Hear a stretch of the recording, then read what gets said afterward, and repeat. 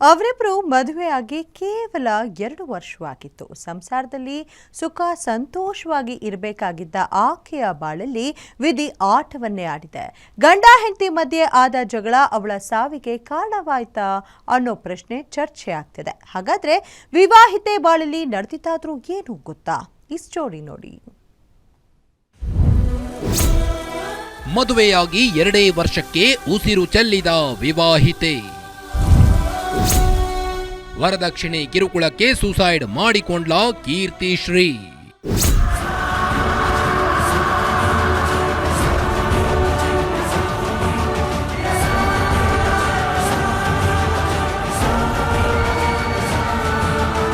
ನೀವು ನೋಡುತ್ತಿರುವ ಜೋಡಿ ಹೆಸರು ಕೀರ್ತಿಶ್ರೀ ಹಾಗೂ ಗುರುಪ್ರಸಾದ್.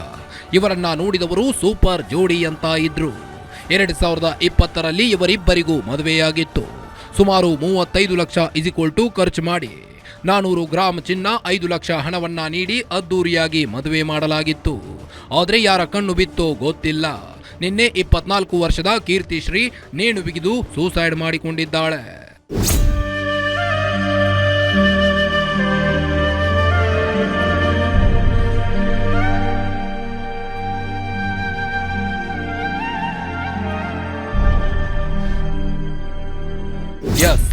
ಇಷ್ಟೆಲ್ಲ ಖರ್ಚು ಮಾಡಿ ಮದುವೆ ಮಾಡಿಕೊಟ್ರೂ ಕೂಡ ಕೀರ್ತಿಶ್ರೀಗೆ ಡೌರಿ ಕಿರುಕುಳ ತಪ್ಪಿರಲಿಲ್ಲ.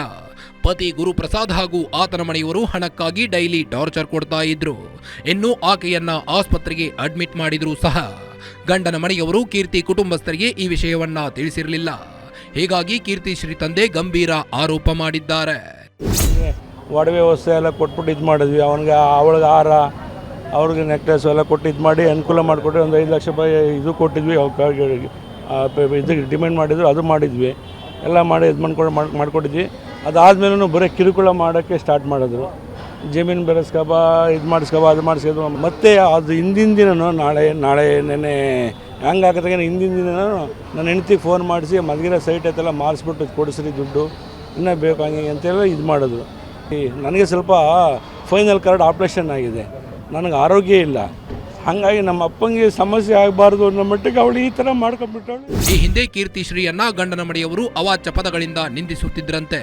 ಕೀರ್ತಿಗೆ ಆಕೆಯ ಗಂಡನ ಮನೆಯವರ ಕಿರುಕುಳ ವಿಪರೀತವಾಗಿದ್ದು, ಬಾತ್ರೂಮ್ನಲ್ಲಿ ಕೂಡಿ ಹಾಕಿ ಆಕೆಗೆ ದೈಹಿಕವಾಗಿ ಹಿಂಸೆ ನೀಡಿದ್ರಂತೆ. ನಿನ್ನ ಮದುವೆಯ ಸಮಯದಲ್ಲಿ ನಾವು ಕೇಳಿದಷ್ಟು ಡೌರಿ ಕೊಟ್ಟಿಲ್ಲ ಅಂತ ನಿಂದಿಸುತ್ತಾ ಎಲ್ಲರ ಮುಂದೆ ಅಸಹ್ಯ ಮಾಡುತ್ತಿದ್ರಂತೆ.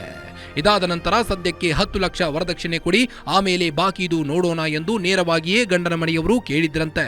ಹೀಗಾಗಿ ಇದು ಆತ್ಮಹತ್ಯೆಯಲ್ಲ, ಗಂಡ ಗುರುಪ್ರಸಾದ್ ಹಾಗೂ ಆತನ ಮನೆಯವರು ಕೀರ್ತಿಯನ್ನ ಕೊಲೆ ಮಾಡಿದ್ದಾರೆ ಎಂದು ಕೀರ್ತಿ ತಂದೆ ಹಾಗೂ ದೊಡ್ಡಪ್ಪ ಆರೋಪ ಮಾಡುತ್ತಿದ್ದಾರೆ.